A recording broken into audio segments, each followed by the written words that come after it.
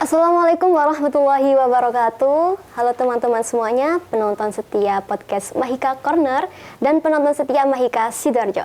Kembali lagi di podcast kami yaitu tentang Mahika Corner, podcast Mahika Corner tentang santri dan dakwah di era digital gitu. Kali ini saya bersama dengan beliau, seorang influencer aktif di sosial media. Beliau adalah Lora Ismail Al-Khalili dan beliau merupakan cicit dari Syekhona Khalil Bangkalan dan beliau alumni dari Darul Mustafa tahun 2018. Selain itu, beliau merupakan seorang penulis buku. Di antara buku yang terkenal yang mungkin penonton semua itu tidak asing, ada buku Catatan dari Tarim ya. Dan selain itu, beliau merupakan seorang influencer di sosial media, terutama di Instagram, Facebook, dan lain sebagainya. Banyak sekali tulisan-tulisan beliau ditemukan begitu. Dan pada kali ini kita akan membahas tentang bagaimana peran santri di sosial media begitu. Karena seringkali santri kan ini ya tidak membawa handphone atau tidak berterbiasa untuk berkecimpung di dunia digital. Maka dari itu di sini kami akan membahas mengenai tentang bagaimana santri bisa menyampaikan pesan Islam atau pesan tentang agama syariah secara kreatif dan inovatif di sosial media. Langsung saja kita sapa bersama-sama beliau Lora Ismail Al-Khalili. Assalamualaikum warahmatullahi wabarakatuh. Waalaikumsalam warahmatullahi wabarakatuh. Ya, bagaimana Lora? Alhamdulillah sehat walafiat. Alhamdulillah. Perasaannya gimana Lora bisa bersama dan berjumpa di podcast Mahika Corner? Alhamdulillah, masya Allah. Excited sekali. Lebih baru pertama kali bertemu dengan Sita. Pertama kali juga sampai di pondok pesantren Nambah Hikam. Masya Allah, dengan ribuan santrinya tadi kita sharing bersama ya, di Sarasehan dalam rangka memperingati Hari Santri. Alhamdulillah, luar biasa ya Lora ya. Baik Lora, ini ya Lora, karena kita membahas tentang dakwah santri di era digital, mungkin Lora bisa menjelaskan bagaimana sih sebenarnya peran santri itu sendiri dalam era digital saat ini, khususnya dalam menyebarkan dakwah gitu ya. Oke. Dakwah di sosial media. Santri ini sebagaimana sering kita ketahui kan, masyarakat kita juga tahu ya, bahwa santri itu adalah duta pesantren di dalam menyebarkan edukasi ilmu agama, dalam menyebarkan pengetahuan ilmu agama. Dan seorang santri itu yang sering disampaikan satu pesan oleh guru saya, almarhum Kiai Haji Maimun Zubair. Beliau menyampaikan alal akil ayakuna arifan bi zamanihi mukbilan ala sya'nihi arifan bi rabbihi, bahwa orang yang cerdas, orang yang berakal itu sudah seharusnya tahu perkembangan zamannya dan dia tetap punya hubungan yang kuat dengan Tuhannya, dan dia punya fokus atau target di dalam terus memperbaiki dirinya. Nah, dari sini bisa kita ketahui bahwa tentunya sangat naif sekali bagi seorang santri itu untuk tidak turut berkecimpung di dalam menyebarkan dakwah di sosial media. Karena kita ketahui sekarang teman-teman, kalau memang kita ini punya cita-cita yang agung, target yang besar untuk menyebarkan edukasi agama Islam sejauh-jauhnya, seluas-luasnya, maka kita harus tahu akan data bahwa pengguna sosmed, baik itu Instagram, TikTok, Facebook, ataupun YouTube, itu jumlahnya di Indonesia sangat besar sekali. Ya. Mungkin jumlah pengguna Instagram saja sudah lebih dari 100 juta. Pengguna TikTok juga sudah lebih dari 100 juta. Maka jika memang santri ya menyadari betul akan hal itu, ya, bahwa orang-orang sekarang memang zamannya sudah pakai sosial media, maka tentunya sangat naif sekali bagi seorang santri untuk tidak turut menyumbangkan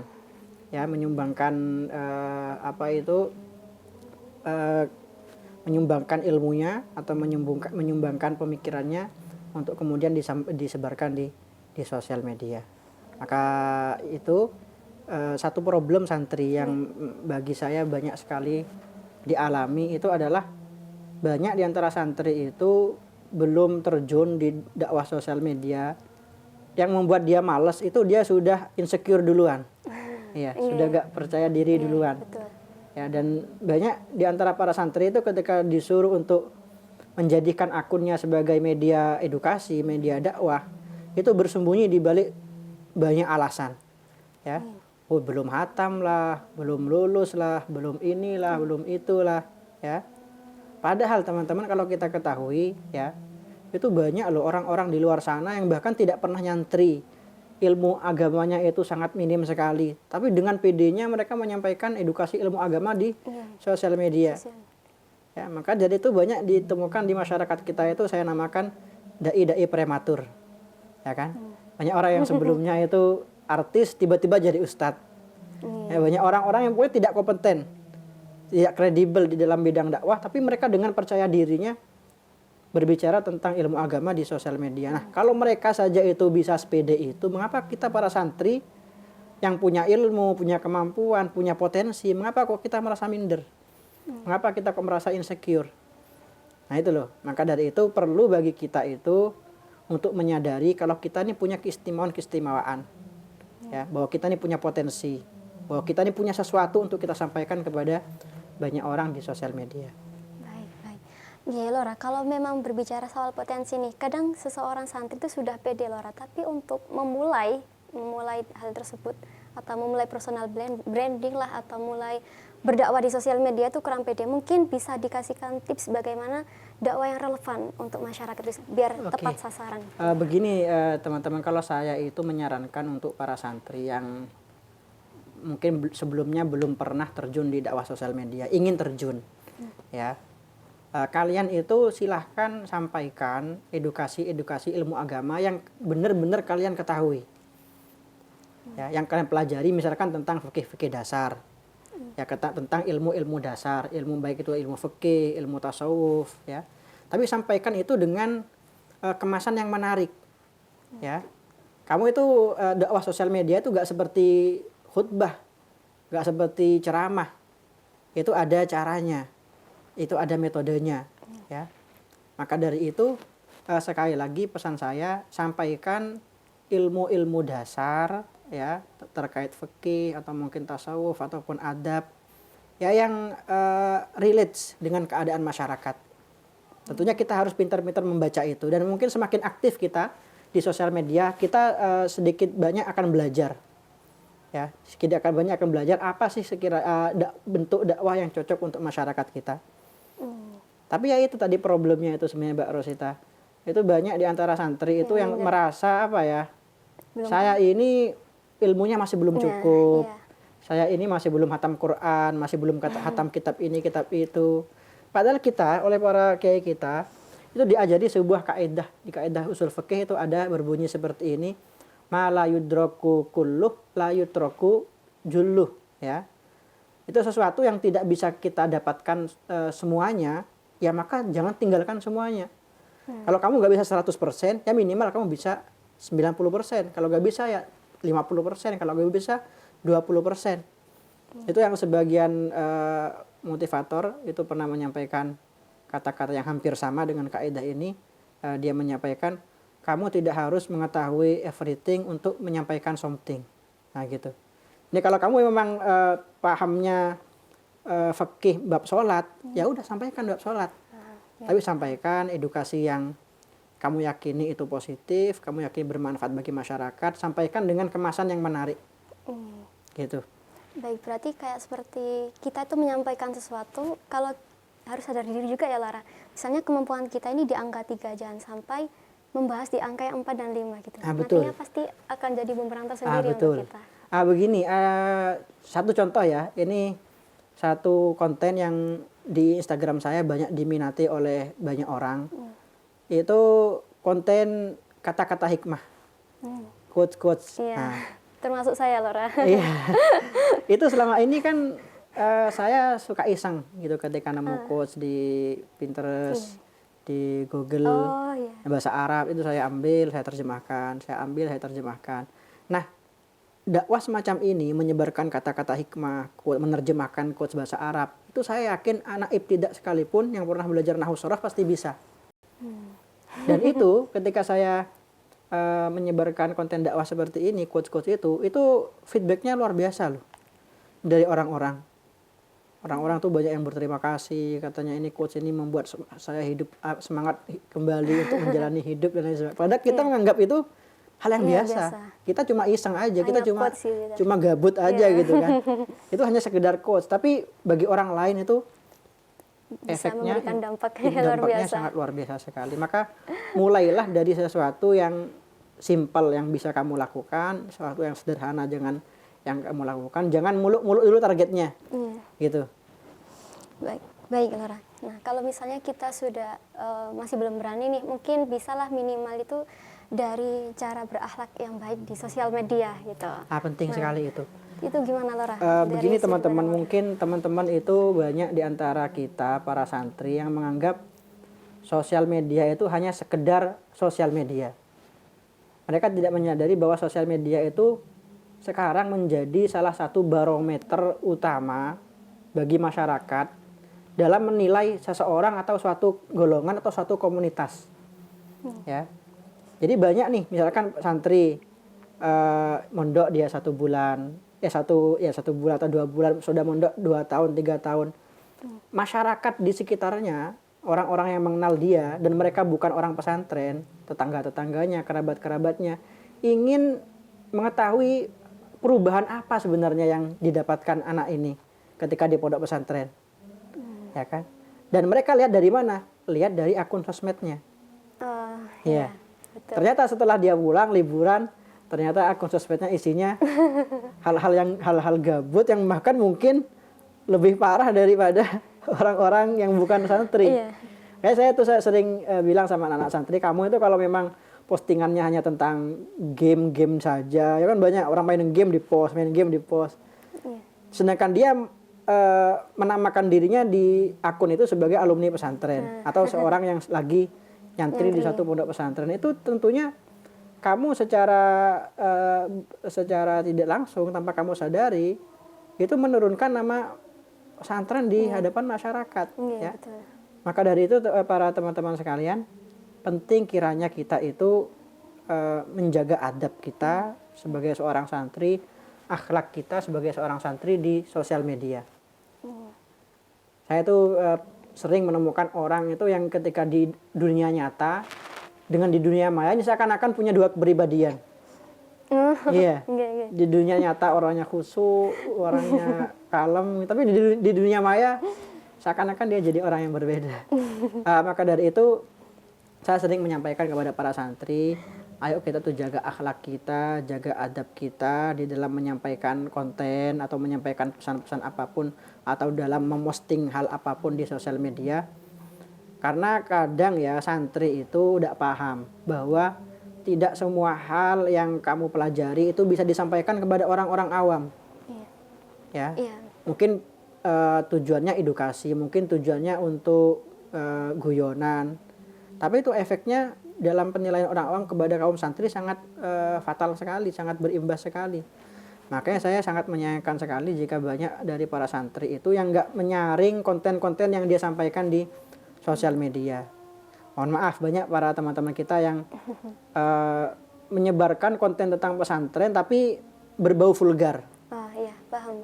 Saya pernah buat postingan masalah itu ketika ada seorang santri, kok di TikTok rame sekali yang buat postingan tentang kitab-kitab Fathul Izzat, Qurratul Uyun, itu kan sangat apa ya, nggak enak, nggak sangat tidak etis tidak etis sekali untuk di-up di sosial media. Makanya itu pentingnya bagi kita para santri ya, bahwa akhlak kita itu sebagai seorang santri itu tidak akan lepas di dunia manapun, baik itu di dunia nyata ataupun di dunia maya.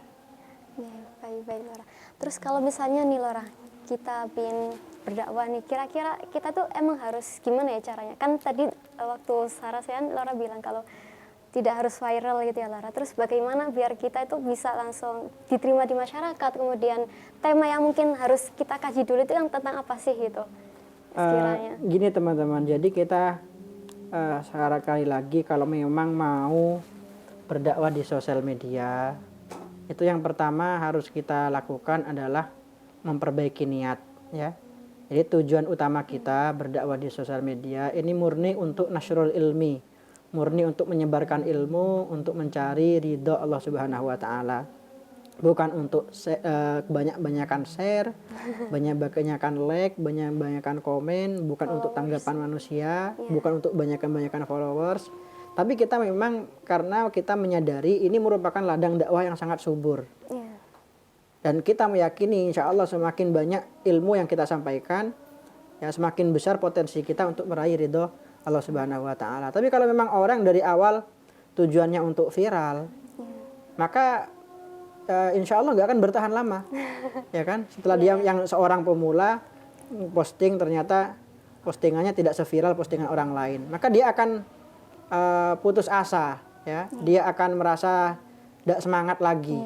Mengapa? Karena tujuannya bukan ridho Allah, tujuannya adalah untuk viralitas. Maka itu penting sekali buat kita, ya, agar semangat kita ini nggak luntur di dalam menyebarkan edukasi di sosial media, bahwa tujuan utama kita itu bukan tanggapan siapapun, ya, tapi tujuan kita ini untuk meraih ridho Allah. Karena kita sebagai orang pesantren sejak dini kita ini dimotivasi untuk menyebarkan ilmu kepada siapapun dan dimanapun, dan itu merupakan tugas kita seorang santri sebagai duta pesantren yang menyebarkan edukasi ilmu agama kepada masyarakat kita. Kalau misalkan apa yang ditanyakan tadi yang terakhir? Tentang bagaimana cara memilih temanya, Lora. Oke. Apa harus kayak Lora kan biasanya kayak bernadia berhagia gitu kalau di postingannya Lora. Gini teman-teman, nggak ada salahnya ya bagi saya untuk memanfaatkan momentum. Iya. Memanfaatkan momentum yang ada untuk membuat konten dakwah kitanya lebih diterima oleh masyarakat. Karena kalau konten dakwah itu momentumnya tepat, biasanya masyarakat tuh lebih menerima. Ya. Iya, betul.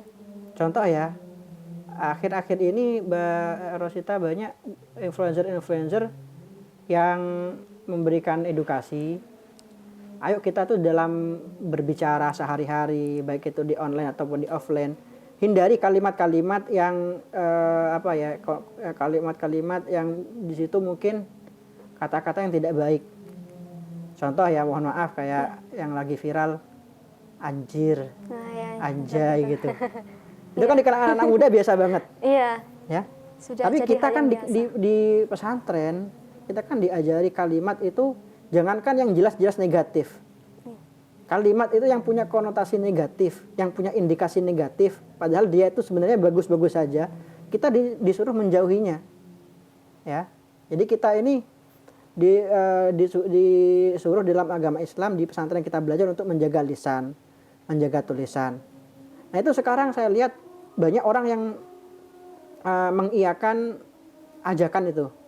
Ayo kita jangan berkata-kata kotor dan lain sebagainya. Padahal ini dulu pernah viral, orang mau berbicara sedikit aja tentang ini, itu orang-orang langsung nggak terima. Berarti kan momentumnya kurang tepat. Iya.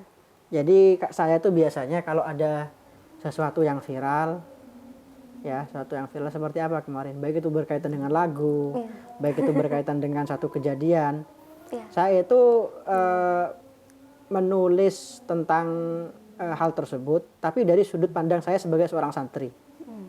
Ya, makanya postingan-postingan saya meskipun tentang bernadia, tentang galak bunga matahari, itu tidak lepas dari literasi yang saya pelajari di pondok pesantren, dari kitab-kitab tafsir, dari kitab-kitab tasawuf, ya kan? Nah itu jadinya apa ya, masyarakat itu menikmati suatu hal yang viral, tapi ada edukasinya, gitu loh. Ada edukasinya, tapi itu ada ilmiahnya. Nah itu maksud saya, kita ini sebagai seorang santri harus bisa kreatif. Jangan monoton. Di dalam menyampaikan dakwah itu kamu nggak cukup dibuat story qala Allahu ta'ala, qala Rasulullah. Nggak cukup, kamu harus buat itu semenarik mungkin. Ya. Gimana kiranya pesan itu sangat menjadi pesan yang punya kesan yang tersendiri di hati masyarakat. Nah, itu pentingnya kita terbiasa untuk berdakwah di sosial media. Kamu harus betah. Kamu harus istiqomah. Istiqomah. Harus rutin. Kalau kamu kumat-kumatan, mut-mutan itu repot kalau berdakwah di sosial media sesuai dengan mood itu alamat nggak sukses itu. Iya. Baik Lora. Tadi kan Lora juga bilang kalau misalnya kalau berdakwah diniati viral tuh mungkin ada yang salah dari caranya berdakwah gitu. Terus juga Lora sanjang harus menyesuaikan kreatif mungkin biar masyarakat ini bisa lebih menerima.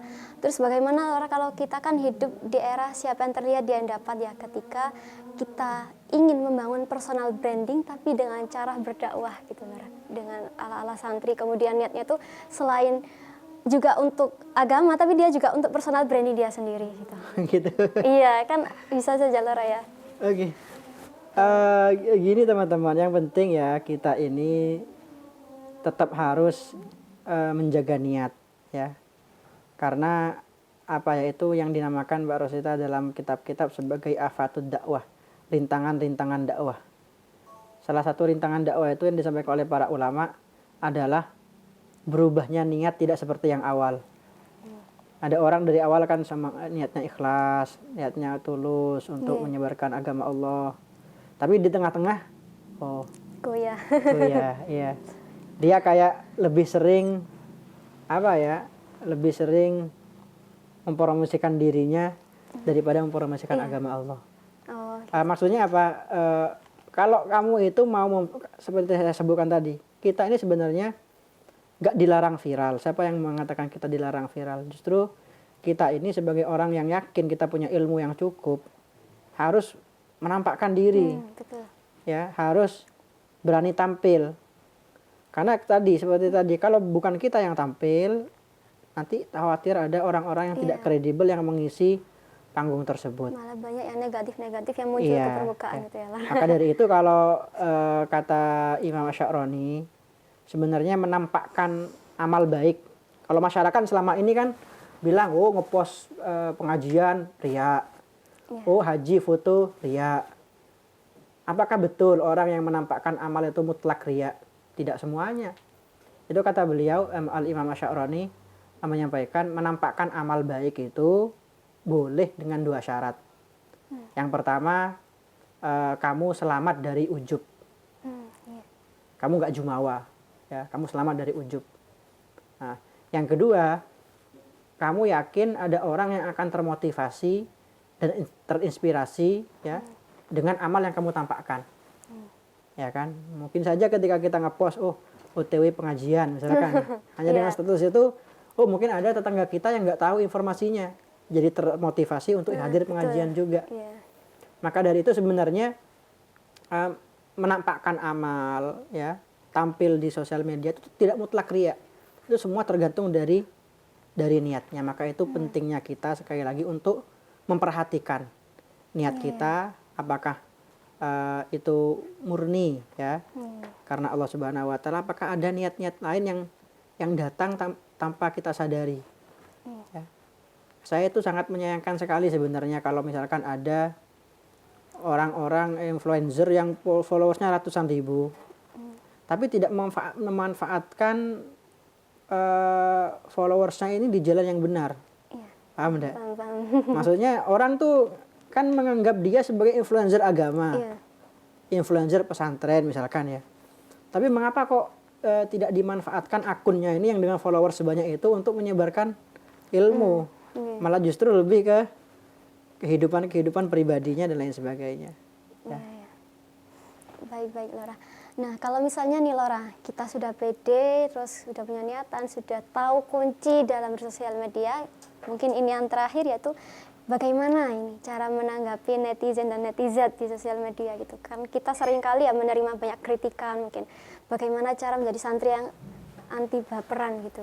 Oke, dari awal sudah kita jelaskan kan bahwa kalau memang tujuan utama kita dalam berdakwah sosial media itu adalah ridho Allah, maka kita tidak akan terpengaruh dengan ridho netizen.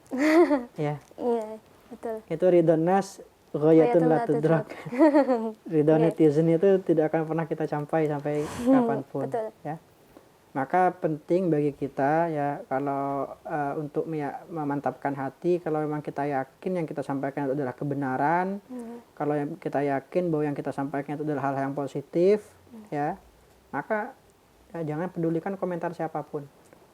Kalau bahasa Imam Syafi'i, Allah dan Rasulnya saja tidak selamat dari lisan manusia.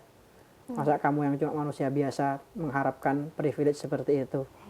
Ya kan? Maka itu komentar-komentar negatif tentu merupakan sebuah keniscayaan ya buat kita yang tampil berdakwah di sosial media. Tapi kita tentu jangan jadi orang yang anti kritik. Ya. Terkadang komentar negatif itu bisa menjadi kritik yang membangun loh. Ya, betul. Iya. Makanya Introspeksi. Introspeksi. Kita juga jangan jangan menganggap orang lain itu nggak tahu, orang itu nggak bener nggak. Ya. Boleh juga kalau kamu memang punya mental yang kuat, ya baca tuh satu-satu kritikan netizen. Tapi kalau kamu mental yang nggak kuat, nggak usah dibaca. Kayaknya bagi kamu metode masa bodoh itu lebih cocok. Oke. Sekarang anak-anak sekarang kan gitu. Iya. Anak-anak sekarang kan dikit-dikit emas, dikit-dikit overthinking. Iya, overthinking, baper. Maka dari itu kita sekali lagi tidak menjadikan komentar-komentar orang-orang itu sebagai acuan, ya. Kita yakini itu sebagai hal-hal yang di luar kendali kita, untuk apa kita mengurusi sesuatu hal yang di luar kendali kita, tapi tidak membuat kita jadi orang yang anti kritik atau anti masukan atau anti nasihat dari orang lain yang memang ingin menasihati kita. Oke. Baik, terima kasih Lora atas ilmunya dan sharingnya untuk podcast kita kali ini. Mungkin dari Lora ada closing statement nih buat penonton setia podcast Mahika Corner di channel Mahika Sidoarjo. Monggo Lora.